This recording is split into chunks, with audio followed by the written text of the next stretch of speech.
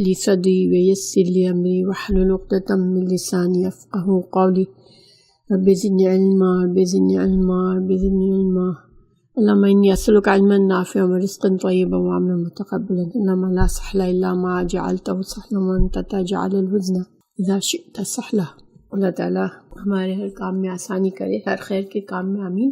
آج ہم امام بخاری کے زندگی کے بارے میں پڑھیں گے۔ ہم آج جو ہے وہ ان کی کتاب کی خصوصیات کے بارے میں پڑھیں گے انشاءاللہ۔ اعوذ باللہ من الشیطان الرجیم، بسم اللہ الرحمن الرحیم۔ تو کسی بھی کتاب کے جو لکھنے والا ہوتا ہے اس کے بارے میں، کتاب کی جو خصوصیات ہوتی ہے اس کے بارے میں جاننے سے ہمیں کیا فائدہ ہوتا ہے کہ زیادہ سے زیادہ ہم جس مقصد سے لکھنے والے نے لکھی ہے اس مقصد کے لحاظ سے ہم زیادہ سے زیادہ ہم فائدہ اٹھا سکتے ہیں اس کو۔ اگر ہم بہت سی چیزیں اگر ہمیں زیادہ اچھی طرح سمجھ آتی ہے، اگر ہم نے لکھنے والے کا مقصد کو سمجھا ہوتا ہے، لکھنے والے کی شخصیت کو سمجھا ہوتا ہے، ٹھیک ہے۔ تو انشاءاللہ دیکھیں امام بخاری ان کی پیدائش کب ہوئی تھی؟ تاریخ پیدائش ان کی جمعے کا دن تھا، شہر بخارا تھا، اور 13 سوال کا مہینہ تھا، 13ویں تاریخ تھی، اور 194 ہجری سال تھا، ٹھیک ہے، یعنی کہ آپ صلی اللہ علیہ وسلم کی ہجرت مدینہ کے 194 سال کے بعد یہ پیدا ہوئے تھے، اور جمعے کے دن بعد نماز جمعہ پیدا ہوئے تھے۔ ان کا پورا نام کیا تھا؟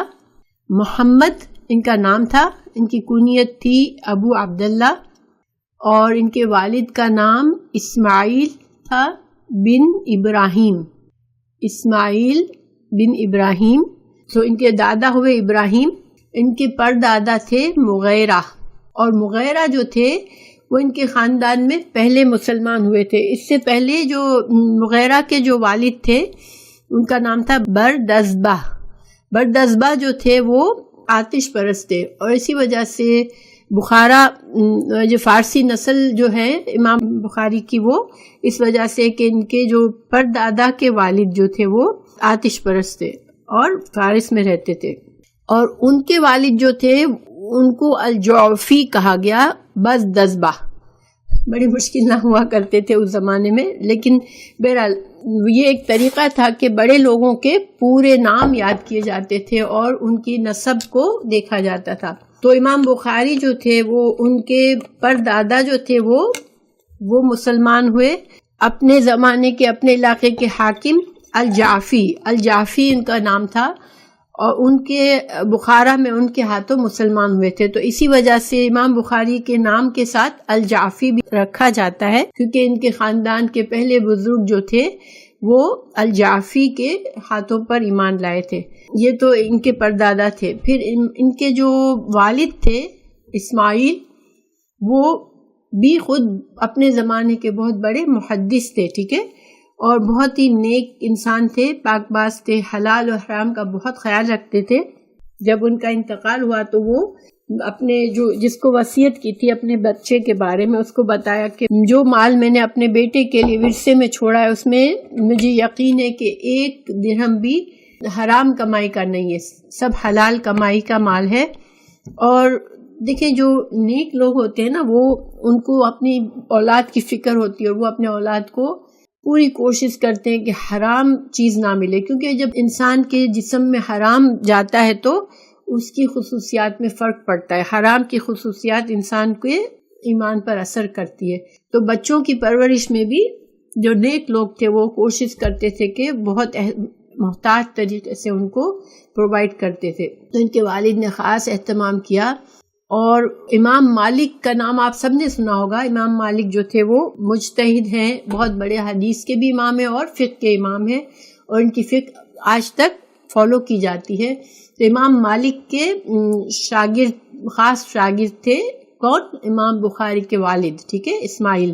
لیکن انفارچونیٹلی ان کا انتقال اس وقت ہو گیا جب امام بخاری بہت چھوٹے تھے، تو امام بخاری کی والدہ نے ان کی پرورش کی۔ ان کے ایک بڑے بھائی تھے، احمد نام تھا ان کا، ان کے بارے میں بھی بہت زیادہ معلومات نہیں مل سکتی، شاید ان کا انتقال بھی جلدی ہوا تھا۔ تو یہ تو ان کا خاندان تھا امام بخاری کا۔ پھر امام بخاری کی والدہ نے بہت ہی کم عمر میں، ظاہر ایک تعلیمی ماحول میں پیدا ہوئے، باپ اتنا بڑا محدث ہے، والدہ بھی نیک خاتون تھی، تو انہوں نے پھر اپنے بیٹے کی پرورش بھی بہت ہی اسلامی ماحول میں کی، تعلیمی ماحول میں کی۔ تو 11 سال کی عمر میں ہی وہ حدیثوں کا اتنا سارا ماشاءاللہ ان کو علم تھا کہ اپنے علاقے کے جو ایک عالم تھے حدیث کے، امام داخلی رحم اللہ، ان کی مجلس میں وہ دن درس میں تھے ان کے، اور ان سے کوئی غلطی ہوئی حدیث بیان کرنے میں، حدیث کی سند میں انہوں نے کوئی غلطی کی، تو امام بخاری 11 سال کے تھے اور اپنے استاد کی اصلاح کی کہ استاد جی یہ حدیث میں مسٹیک ہے اور اس کی سند جو ہے وہ صحیح نہیں بتائی آپ نے۔ ان کے استاد نے پہلے تو غصہ آیا ان کو کہ یہ اتنا بچہ مجھے کہہ رہا ہے کہ میں غلط ہوں، تو انہوں نے بڑے ادب سے کہا کہ آپ نے اگر لکھا ہو کہیں تو آپ اس میں لکھے ہوئے میں دیکھ لیں، اور ان کے استاد نے جب نیکسٹ ڈے دیکھا تو واقعی میں ان کی مسٹیکس تھی اور امام بخاری نے ان کی صحیح اصلاح کی تھی۔ تو وہ اس وقت سے امام بخاری کی شہرت شروع ہوگی۔ ظاہری بات ہے ایک 11 سال کے بچے نے ایک بڑے عالم کی اصلاح کی، یہ کوئی معمولی بات نہیں تھی۔ اس سے پتہ چلتا کہ ان کا کتنا زیادہ ان کا ماشاءاللہ علم تھا اس زمانے میں، بچپن میں بھی۔ پھر اس زمانے میں جو ہے یہ مسٹ تھا کہ اگر کوئی حدیث کا عالم ہے تو اس کو سفر کرنا ضروری ہے، یعنی صرف اپنے علاقے میں جس عالم نے تعلیم حاصل کی اس کی وہ اہمیت نہیں ہوتی تھی، لیکن جس نے صحیح معنوں میں مختلف علاقوں میں جا کے علم سیکھا اس کی قدر و قیمت زیادہ ہوتی تھی۔ اور یہ ایک طریقہ تھا محدثین کا کہ وہ جا کے جہاں کہیں عالم ہوتے تھے حدیثوں کے وہاں پر وہ سفر کرتے تھے، اور اس کی دلیل وہ قرآن سے لیتے تھے کہ ایک گروہ ہر مسلمانوں میں ایک گروہ ہونا چاہیے جو کہ تعلیم کے لیے سفر کرے، اور حدیث میں بھی اس کی دلائل موجود ہے۔ تو بہرحال اسی طریقے کو پر عمل کرنے کے لیے امام بخاری نے 16 سال کی عمر میں ان کی والدہ اور ان کے بڑے بھائی کے ساتھ حج کے سفر کے لیے نکلے۔ پھر والدہ واپس آئی مگر وہ مکہ ہی میں رہ گئے کہ نیوبیجن 16 سال کے بچے کو والدہ نے اتنے دور، اپنے سے دور دراز جگہ پہ چھوڑ دیا علم حاصل کرنے کے لیے۔ اور بتایا جاتا ہے کہ بچپن میں وہ ان کی آنکھیں جو تھی وہ بینائی چلی گئی، کسی وجہ سے ان کی آنکھوں کی بینائی چلی گئی۔ والدہ نے بہت روئی، ان کی والدہ، اور بہت سی دعائیں کی۔ تو ایک رات ان کو خواب آیا کہ حضرت ابراہیم علیہ السلام نے خواب میں آ کر ان کو بصارت دی کہ اللہ نے تمہاری دعا قبول کی ہے اور تمہارے بیٹے کی آنکھیں درست کر دیے۔ تو جب صبح ہوئی تو امام بخاری کی واقعی میں بینائی ٹھیک ہو چکی تھی، اور پھر تو انہوں نے بہت زیادہ ماشاءاللہ اس راتوں کی چاندنی رات میں بیٹھ کے بھی وہ اپنا مطالعہ کرتے تھے، اتنی آنکھیں ماشاءاللہ ان کی روشن ہو گئی تھی۔ تو ان کے یہ امام بخاری کا ایک معجزہ ہے، اور معجزہ نہیں کرامت ہے، معجزہ تو انبیاء کا ہوتا ہے، کرامت جو ہے اولیاء کی ہوتی ہے۔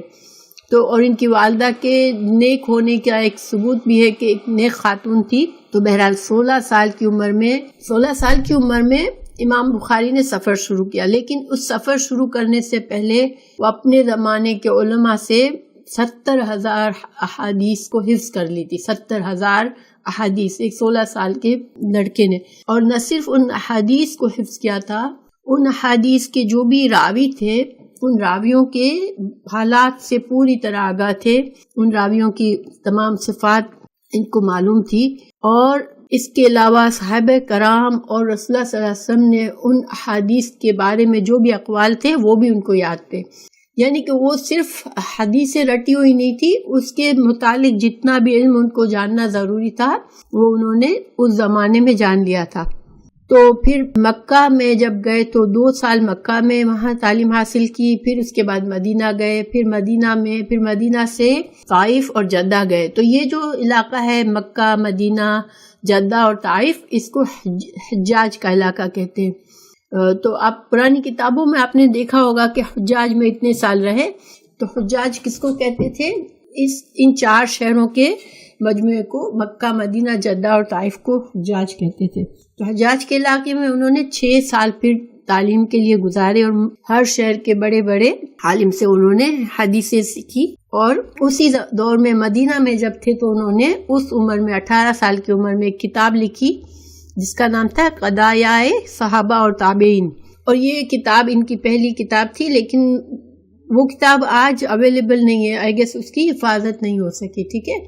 حجاج کے 6 سال پورے کرنے کے بعد بصرہ، کوفہ، بغداد، شام، مصر وغیرہ گئے، اور خاص طور سے بغداد اور کوفہ میں انہوں نے کئی بار آنا جانا کیا. جب بھی ان کو پتہ چلتا تھا کہ بغداد میں کوئی بڑا عالم آیا ہے اور وہ کوفہ میں ہوتے تھے تو وہ بغداد چلے جاتے تھے، اور جب کوفہ میں کوئی آتا تھا تو وہ بغداد میں وہ کوفہ میں چلے جاتے تھے. اس طرح کئی بار انہوں نے آنا جانا کیا اور مختلف علماء سے علم سیکھا. تو بصرہ کا ایک واقعہ ان کا بیان کیا جاتا ہے کہ جب یہ 16 دن تک وہ کسی درس میں جاتے رہے، حدیثیں سنتے رہے اور باقی لوگ لکھتے تھے، تو ان کے جو برابر میں ان کے جاننے والے تھے انہوں نے ان کو تنقید کی کہ تم حدیثیں لکھتے نہیں ہو، یہ تو صحیح بات نہیں ہے. اس لیے کہ یہ ان کو ایسے لگا کہ یہ امام احتیاط سے کام نہیں لے رہے، حدیثیں اگر لکھیں گے نہیں تو پھر بعد میں سنانے میں مسٹیکس ہو سکتی ہے. تو امام بخاری نے 16 دن میں جو 15,000 احادیث انہوں نے سیکھی تھی وہ ساری زبانی ان کو پڑھ کے سنائی، ایک ایک کی سند کے ساتھ، پوری تفصیل کے ساتھ. تو اس طرح بصرہ میں بھی مشہور ہو گئے. ان کا ماشاءاللہ اللہ نے ان کو حافظہ جو دیا تھا وہ ایک بہت بڑی نعمت تھی کہ وہ بس ایک بار سنتے اور ان کو سب کچھ یاد ہوتا تھا. یہی وجہ تھی کہ حدیث کے راویوں کا بھی بہت ڈیٹیل میں علم تھا ان کو، کہ ہر راوی کے بارے میں کہاں کا رہنے والا ہے، اس کی کس طرح کی شخصیت ہے، اس کی کیا عادات ہیں، اور اس کے ٹیچرز کون کون سے ہیں، اس کے شاگرد کون کون سے ہیں، تو یہ کس درجے کے راوی ہیں، وہ ساری باتیں امام بخاری کو زبانی یاد ہوا کرتی تھی. تو بہرحال بس جہاں بھی جاتے تھے ماشاءاللہ اپنے حافظے کی وجہ سے اور اپنے علم کی وجہ سے وہ شہرت پا جاتے تھے. تو پھر اس کے بعد انہوں نے اور جگہوں پر بھی سفر کیا، مرو، بلخ، ہرات، نیشاپور، رے وغیرہ کے دور دراز کے شہروں میں بھی انہوں نے سفر کیا، اور طلب حدیث کے لیے انہوں نے تمام اسلامی ممالک اور شہروں میں سفر کیا، اور 1000 سے زائد استادوں سے احادیث سیکھی. آپ دیکھ سکتے ہیں کہ ان کے علم میں کتنی وسعت ہوگی کہ 1000 استادوں سے انہوں نے حدیثیں سنی جا کے.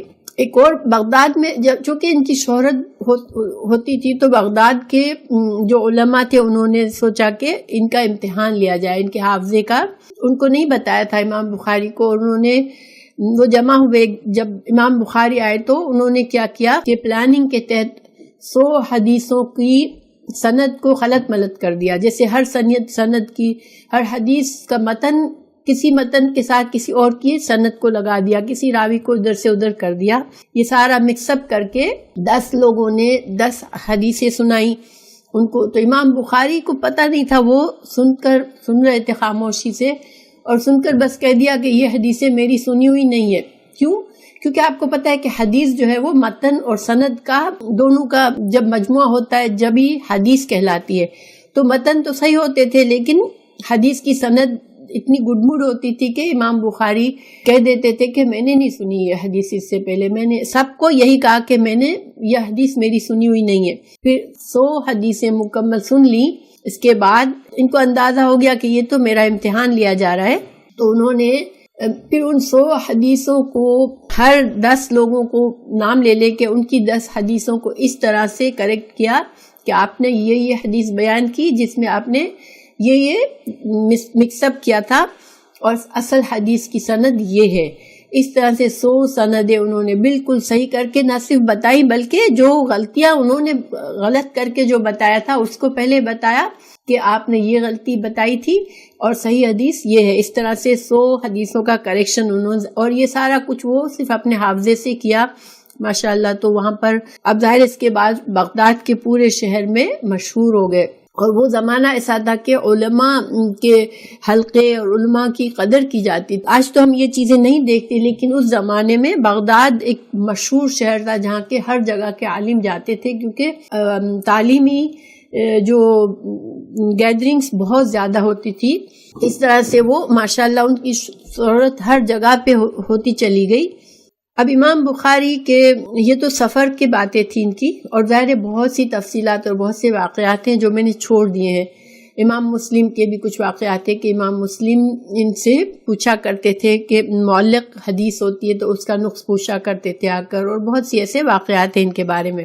امام بخاری کی کس طرح کی زندگی تھی، تو دیکھیں ان کے والد جو تھے وہ ان کے لیے ورثہ چھوڑ کے گئے تھے، تو اس ورثے میں انہوں نے کیا کیا امام بخاری نے کہ اس کو مداربت پر تجارت پہ لگا دیا۔ مداربت کیا ہوتی ہے کہ ایک آدمی اپنا سرمایہ دوسرے کو دیتا ہے اور وہ دوسرا آدمی تجارت کرتا ہے، سفر کرتا ہے، سامان ادھر سے لایا ادھر بیچا، تو ایک کا مال اور ایک کی محنت اور پھر اس کے نفع میں دونوں کا حصہ ہوتا ہے۔ تو امام بخاری نے اس طرح سے اپنا سارا مال مداربت پر لگا دیا، کسی اور کے حوالے کیا، اور وہ خود جو ہے وہ انہوں نے اپنے آپ کو ذہنی اور جسمانی طور پر مکمل فارغ رکھا تاکہ وہ علم سیکھے اور سکھائے اور علم کے لیے سفر کرتے رہے۔ اور تجارت کو ویسے بھی اسلام میں پسندیدہ چیز ہے۔ تو یہ تو ان کا تھا کس طرح سے ان کی کیا ذریعہ تھا جس سے وہ اپنا گزارا کرتے تھے۔ پھر شخصیت کے لحاظ سے بہت نرم دل تھے،